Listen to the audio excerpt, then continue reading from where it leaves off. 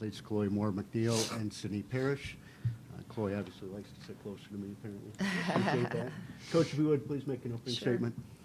Well, congratulations to South Carolina. Terrific team, and we'll be cheering for them as they move forward and advance. Outstanding crowd. This is the first time we've been here. At least I've been here. So, it's a tough place to play. They make it a tough environment. So, but it's great for women's basketball. So we are grateful for that. Proud of our group. We're disappointed. I thought we did a great job defensively. We wanted it to be a low possession game. I thought we came out and really did a great job. This is a team that averages over 80 points. We held them to, the 64. They averaged 40 points in the paint. We kept them about, I think, 10 below their average. 13 second chance points. We just gave them 5 tonight. It was the third quarter that kind of did us in. 14 points. I think they scored in the paint in the third. We had 5 turnovers. Just costly. Coming out of halftime. And other than that, the first, second, fourth quarter, we were right there. So if we could have any do-overs, it would have been that third quarter. I think, maybe we could have got the outcome that we wanted. But really grateful, for our effort from our team. Really proud of them. Love these two that are up here with me that, represent Indiana. And like I said, we're disappointed, but as I said to them, there's a legacy that these two are going to, they've created at Indiana, and not a lot of kids can say that. I know the portal opens tomorrow, and a lot of these kids are going to be hopping around, doing different things. But Sid and Chloe have won a lot of games at Indiana. They've won a Big Ten championship. And have put us in positions, during March that have been really special. And there's no doubt that the two of these guys have left a legacy at Indiana. And that's really all you want out of your career. So very proud of them. Open up for questions just for the student athletes at this time. If you would, please raise your hand. We'll get a microphone to you. And we'll start with Pete Acabelli in the Associated Press. Yeah, Chloe, that third quarter, was it more what they started to do, or was it something that you guys did not do that you were doing earlier in the game? I think it was a mixture of both. Obviously they're the #1 team in the country in terms of transition offense and capitalizing on people's turnovers. I think, they did have pressure on us at times, but at the same time, I think we did have some careless mistakes. Let's go to the fourth row right there on the left. Chloe, you had it going in the first half, and, it seemed like you were giving them trouble. When that third quarter came, did you feel like you wanted to get your team more involved, or what was your thinking in that third quarter? Yeah, I think it was just me just naturally making reads what the defense was doing. And it was, like you said, more so getting my teammates going because that's what they were giving me. Let's come up to the way to the front here. For either of you, what was the difference in the way the game played out? Last year, obviously, a big focus was the inside with Holmes and Cardoso. This year, neither team had exactly, that focus in the post. So how different was this type of game, being a faster pace that was more based on, the guards? Cindy, you want to take that first? Yeah, we tried to emphasize, not thinking about last year, being present in the moment. And so, like we said, both teams were very different from last year to this year. And just trying to be where our feet are, be in the moment. It's a different team. It's a different year. Chloe? We definitely had last year in the back of our heads. But like Sydney said, just trying to stay in the moment and stay present. Let's go way over to the right. Second row. Chloe, when you look back at your career here, what do you remember the most about your time? I'm not going to remember any of the stats, any of that. I think I'm going to remember the special moments with my team. When it started my freshman year, being Elite Eight, now just being here at South Carolina, a great arena, and even winning the Big Ten tournament and making those deep runs. with the second row. Over the course of the year, you've hung in there with some of the top teams in the country. You beat Ohio State as well. What does the fight of your team say about your group, and what legacy do you want that to be? Chloe, you want to take that first? Yeah, I think every single one of us take pride in wearing Indiana across our chest. Obviously, Coach Moren has turned this program around and built it from the ground up, and we've created a great fan base here. Sydney? Yeah, well, we go back to think of how kind of up and down the year was, but like you said, we competed with some of the top teams in the country, and that says a lot about our group, and we just stuck together. It's hard, you know, to stick together when times get hard, but I think we showed that a couple times this year. Other questions? Go ahead, third row. Yeah, just for both of you, after these, 3 or 5 years, just what are your plans post-college? Sydney? I'm hoping to keep playing, whether that's in the W, that'd be great, and potentially overseas. And if that doesn't go the way I want, hopefully I can get a job in the sports media field, whether that's analyst or broadcasting or sitting right where you guys are. Chloe?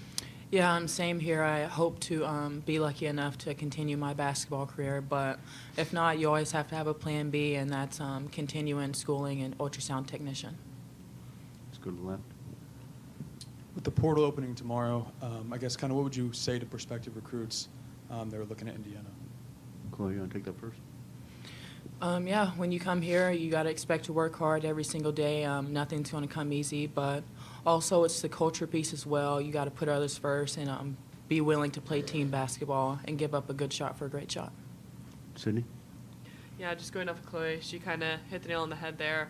Work hard every day. If you don't want to work hard, then it's not the place for you. And if you want to play in March Madness, you come to Indiana. And I think Coach Moren has made that a huge deal here. But it takes hard work, and it takes showing up every single day. And if you want to play for somebody like Coach Moren, you come to Indiana. And I think she's shown how she's built this program, like Chloe said, from the ground up, and has made greats. You know, think of Grace Berger, the Mackenzie Holmes, the Chloe Moore McNeil. Those are 3 names nobody knew who they were in high school. Nobody, right, Chloe? Like, nobody knew who they were in high school. And they came and took a chance on Indiana, and they're pros now. Let's go here in the second row. Obviously, you both have, very close relationships with Terry, but what have you guys valued the most about playing under her for the past couple seasons? Sydney? That she wants to win for us. She puts the team first. She puts her players first. She is a players coach. She's really receptive of us in practice. She kind of lets the leaders take control in practice sometimes as well, and she trusts us. And I think that's huge coming from a head coach, and just so grateful that she takes chances on kids in the portal, kids not in the portal, and she just wants to win at all cost. And it's just so special to look over to the sideline sometimes after you airball 3 and she's clapping her hands, even though she's probably not thinking that. She's always instilling confidence in you no matter what the situation is, and that's huge. And that just makes someone with maybe not as much confidence go out and play as hard as they can. Sydney? Yeah, I agree with Sydney. The confidence she has with us, she's behind us 10 toes down, and I'm just grateful she gave me another chance to come back for my 5th year. Let's go to Seth Toe on Zoom. Seth? Yeah, I guess I'll direct this to Sydney, but really can be either of you. I guess, seeing everything experiencing everything you have the last few years and seeing what's, the younger players on the roster, the players coming in, just, I guess, what's your confidence level in the program kind of sustaining what's been built the next few years, just with everything that's still there and everything that's to come? Yeah, I don't know if people thought we'd be in this situation after losing Sarah and Mackenzie last year.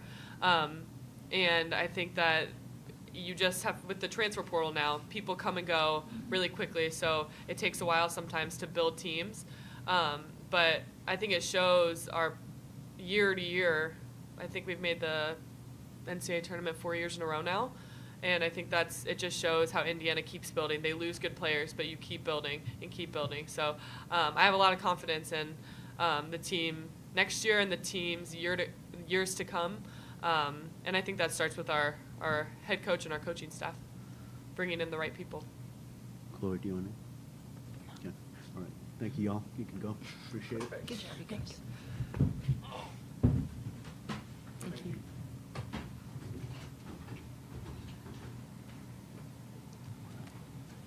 Take questions now for Coach Moren. We'll start with Pete. Hey, Terry, you'd mentioned that third quarter. Right.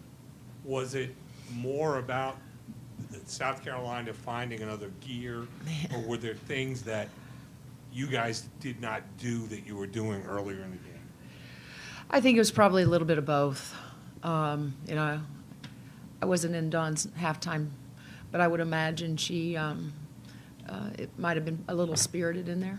And, she probably got after them a little bit, that they needed to pick it up, because I think Chloe alluded to it. That's kind of how it felt, that their intensity did pick up.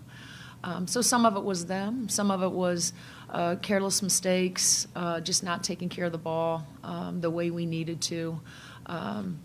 And so, like I said, I think it was a combination of the two things. But you can't do that against a team like South Carolina. You gotta hang with them each quarter, that was what's again has been disappointing. That's disappointing, right? That we didn't come out with the same sort of focus, probably ability to take care of the ball that we needed to, knowing that they were going to come out with more intensity. Let's go to the third row on the left. When Sydney and Chloe are sitting up there talking about how much they love playing for you and for Indiana, what does that kind of make you feel? Oh, well, it's it always feels good. None of us feel good right now, but but it goes far deeper than just me. I have a terrific staff that pours into these players every single day, and excellent support from the top, from Pam Winton to Scott Dolson, to the support staff that we have that care about women's basketball, that support women's basketball, and so it means a lot. But it's like I said, I'm most proud of how what they're leaving behind, right? Those saying you want to leave it better than you found it. It was in pretty good shape, right? Now, not maybe for Sid a little bit better shape. Chloe helped with the build, the climb, and like I said, they're going to be able to walk away from here and feel good about what they did in their time in Indiana, and that's probably what I'm most proud of. Here in the front. Terry, you mentioned the portal opening tomorrow. When you look at just losing 3 seniors now, just how do you plan to address maybe some of the holes that have now been created in your roster from that? Well, I think we're going to have a lot of holes to fill. I think with the portal opening, I think there's going to be a lot of schools out there that are going to have some holes to fill, and we'll go back. This is and trust me, we've already sort of been in the process of kind of figuring out what we feel like those holes are going to be, and addressing those, and then like the rest of the country, everybody will be in the portal. So, but for us, it's going to be real important because we don't go into the portal. We're very careful. I think you guys, you followed us. You know that we there's certain types of players that have to fit Indiana in the way we do things, in our program, and we'll have to address those and find out. But I think we'll have probably several holes to fill. Go stay in the third row, right? Go ahead. Coach, I'll ask you the same question I asked Sydney and Chloe. You've hung in there with top teams in the country. You beat Ohio State as well. All year long, you've been competitive. What does that say about the fight of your team, and what does that say about your team in general? Well, again, it always goes back to making sure that we're recruiting winners, right? They're coming from places where they've won. They're competitive. They love to work. They love to be a part of the process. And, Chloe said it, if you're going to come here, you're going to be about the team. It's the team, the team, the team. It's not about you when you come to Indiana. Now, we're going to help you. We're going to help you with your player development. We're going to help you thrive in our culture and in our, whether it's defensively, offensively. You leave Indiana a better player. But we will always, and again, I talked about the standards the other day. There's a certain standard that we're going to live up to, and from the best player to the player that may not see a lot of tick time, eventually they will. You got to stick with the process. That's why I'm so proud of Chloe. Those Chloes are gone. They're not staying 4 years. They're not staying 5 years, and so she's somebody that you write about as far as sticking with the process. Being loyal. I think that's real important. Let's go here in the second row. Terry, you made a comment yesterday about you and your staff kind of learning throughout the season. Yeah. Now that it's come to an end, what are some of the biggest things you've learned this year, and some of the biggest things you can take away from this season? Well, again, I think some of the things you learn is that we have to make sure we have the right pieces in our program, and so I think that's where it starts. We will always be a team that is going to play a certain way. We will always hang our hat on the defensive side of the ball. That's just what I believe. I get it. We got to score, but there's just certain things that, in the way that we've built this, we've really, been the gritty, the tough, no nonsense, team. And so, being able to find those kinds of kids, right, that are going to come in and want to be a part of something that's going to be hard every day, right? Because winning is hard, and I say that a lot around Cook Hall. And so, I know that we're going to have a lot of work to do as we push ahead and we lose the kids that we lose, and they were so instrumental. It has been, a season of change, but it's also, I think, made me a better coach. I think it's made our staff a better staff. We move forward, from here and find the players that are going to thrive in our environment, thrive in our culture, and look forward to what's next. In the front row right here. Coach, while this didn't quite reach the levels of the last few seasons, in some ways, is it more critical to show you can win, without an all-time great like Grace Berger and Mackenzie Holmes? A lot of teams, especially I've come to mind at IU, where they've maintained a lot of winning. It wasn't necessarily the season with the legend, but the season after that they were able to keep winning that made it go forward. So is that more critical this year to have the season you did to show you can continue to win at a high level regardless of who's here and it's bigger than the program? Well, again, I think my players are pretty dang good, and you alluded to some of those greats, but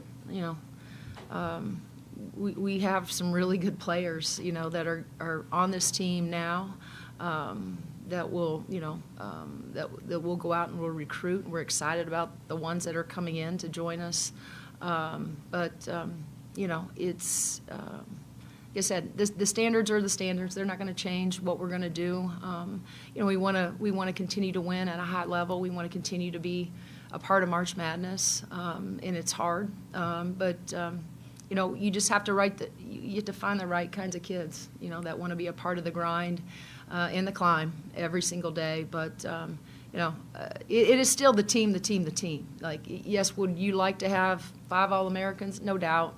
2 All-Americans, okay, that'd be great too. But we're going to recruit the kids that fit us. That's the most important thing to me. The wins, the success are important, yes.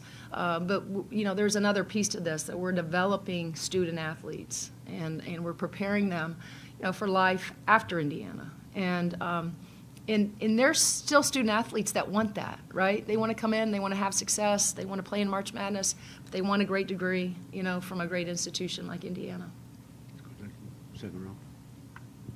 Coach, it seems like everywhere that Indiana has traveled this year, the fans have followed, not just at Assembly Hall. What's your message to Hoosier fans that have gone on the road, especially in environments like these where they're outmatched, but they're still very vocal? Yeah. I appreciate that question because that's so important. And I was remiss in probably talking about the crowd here at South Carolina, but also I should have included Hoosier Nation. Again, it's what we've built, at Indiana, with our fans, our women's basketball fans that show up night in and night out, for our players and our program. And they make Simon Scott Assembly Hall a very difficult place to win. They give us energy, they give us great juice, and we're so grateful, right? Whether they're in the hall or whether they travel to Columbia, South Carolina. So again, I appreciate that question. We have 2 questions via Zoom. Todd Golden, go ahead.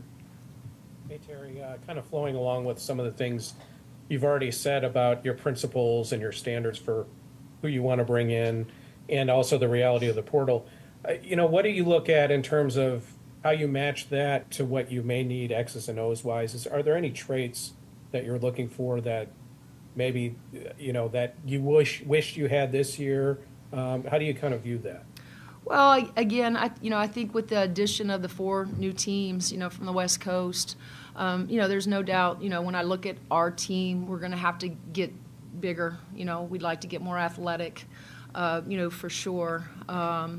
But, the intangible things are still, really important to me, and that's the high character piece. That's being about the team, not being about myself or yourself, or, we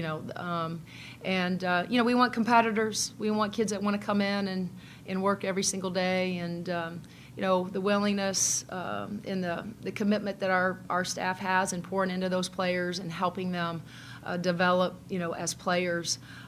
Is off the charts. And so, we'll continue with that recipe because I feel like it has worked for us.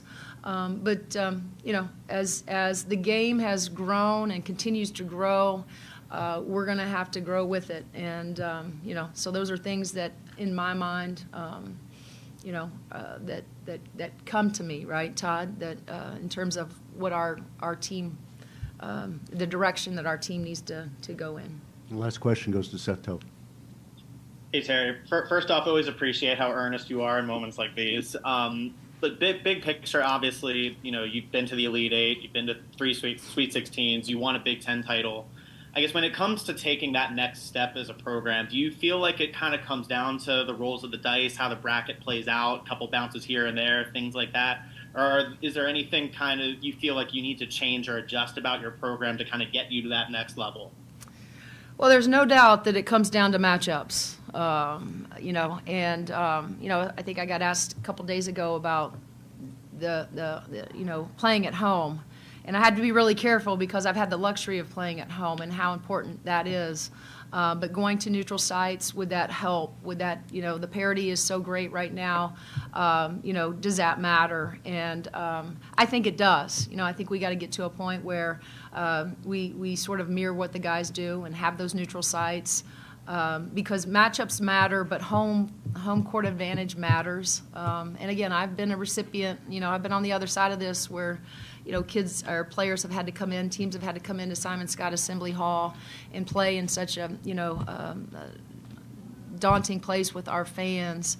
And so I think, that's going to be something that I may change, as we move forward with women's basketball. But, there's going to be other things, Seth, that are going to have to change inside of our program. And, we'll address those, as we leave here. And but I don't want to get lost in, and take anything away from the achievements that, especially this year, because this year it was tough. And again, you don't replace an All-American. You don't replace somebody like Sarah Scallion. You think you're going to be the same team. It just doesn't. It doesn't happen. So I'm really, really grateful, really proud of the group that wore the Indiana jersey this year. In spite of all the ups and downs, we still had some really, really special moments, great moments that we will take from this, and hopefully it will serve as motivation as we move forward. Thank you, Coach. Yep. Appreciate Thank it. you, guys. Thanks, Terry. Make sure you get all these. Yeah, I'll take them. Yep, you got it.